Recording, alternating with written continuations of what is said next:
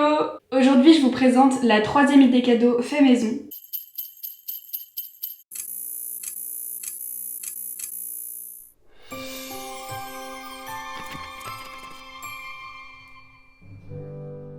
C'est un porte-encens fait en argile autodurcissante. Sans plus tarder, je vous montre le processus de création. Je vais en parler dans toutes les vidéos, mais comme d'habitude, chaque projet commence sur Procreate.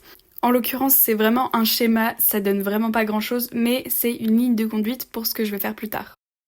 Donc maintenant que je sais où je vais passer directement au modelage de l'argile. Donc je commence par le socle. Vous voyez, je m'y suis reprise à plusieurs reprises et encore, je vous épargne les nombreux échecs. Donc je fais une boule avec ma pâte, je l'étale, je découpe de la forme que je souhaite et ensuite je fais un boudin que j'aplatis pour faire les rebords. Pour assembler les deux pièces, je fais des petites entailles sur chacune des pièces, là où je vais coller l'argile, pour que ça adhère bien. Je vais mettre d'un petit outil pour essayer d'unir les deux morceaux. On fait un petit bond dans le temps où je termine le façonnage de mon petit coq. Je lui rajoute les petites ailes, ainsi que les yeux et les quelques détails. Maintenant, je fabrique le petit socle qui me permettra de poser le coq. Je me débrouille comme je peux pour placer le coq correctement et surtout qu'il tienne bien. J'utilise la même technique et le même outil pour essayer de fixer les deux morceaux d'argile ensemble. Je fais le trou dans le bec pour qu'il puisse porter l'encens. Je m'attaque au modelage du petit nid dans lequel on mettra les encens en cône. Après quelques retouches finales, je laisse sécher pendant 2 jours.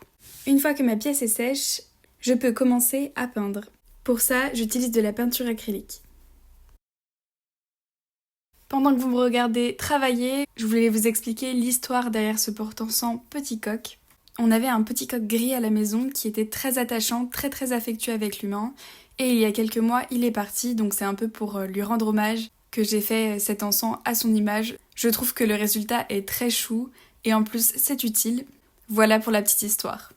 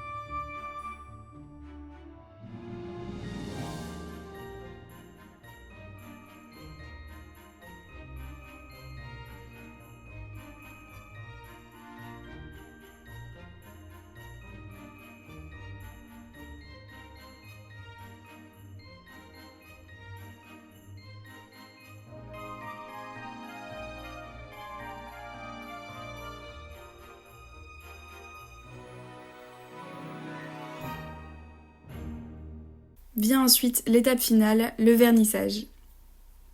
Pour le vernis, il faudra compter à peu près 2 heures de séchage. J'ai appliqué le vernis en 2 couches. Petit close-up du résultat.